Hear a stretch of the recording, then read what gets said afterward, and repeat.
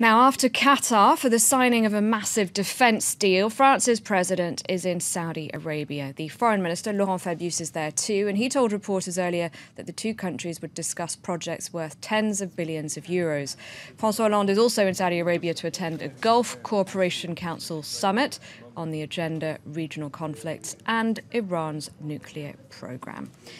Now, for more on President Hollande's visit to Saudi Arabia, I'm joined from our International Affairs desk by Sanam Chantier. Sanam, President Hollande, he's really been criticised for this visit, not least because of Saudi Arabia's human rights record. Yeah, but Claire, we have to remember that this relationship isn't anything new, and certainly Francois Hollande isn't the first French president to visit the country. His predecessor, Nicolas Sarkozy, and even before that, Jacques Chirac, made it very clear that when it came to Middle East policy, Saudi Arabia topped the agenda, and it's certainly been paying off for them. According to Foreign Minister Laurent Fabius, the two countries have been discussing billions of euros worth of contracts on some 20 projects. But we have to remember, as you mentioned, that Saudi Arabia is in fact one of the biggest abusers of human rights in the country.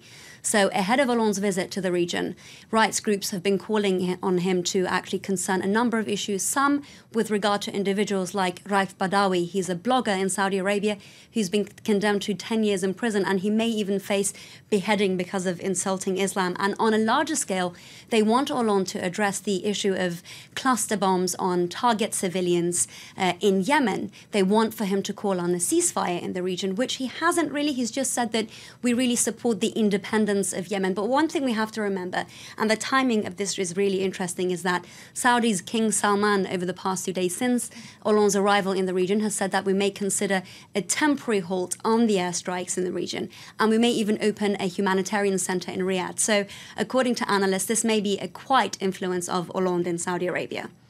So, some business deals under discussion. They've talked about Yemen. What else? Well, we knew that Iran's nuclear file would, of course, be on the agenda. From the very beginning, we've seen France align itself with the Gulf monarchies and even Israel, with a tougher stance, with a more hawkish stance.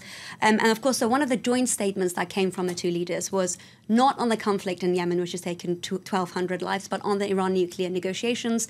Hollande reassured his counterpart, saying that we want the same thing as you do. We don't want this deal to further destabilize the region. We don't want it to create more problems and cause a threat to its neighbours in the region. We want Iran to be disarmed and not to be able to produce a nuclear bomb. In addition to that, they discussed the big fight against the Islamic State group, of course.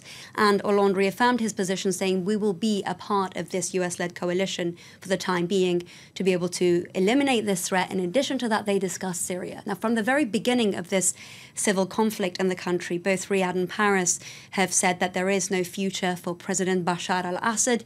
And they again confirmed this by saying that we will both continue to actually support the more moderate opposition groups in the country. So on most of the regional issues, they seemed aligned. On the human rights issue, we're yet to see.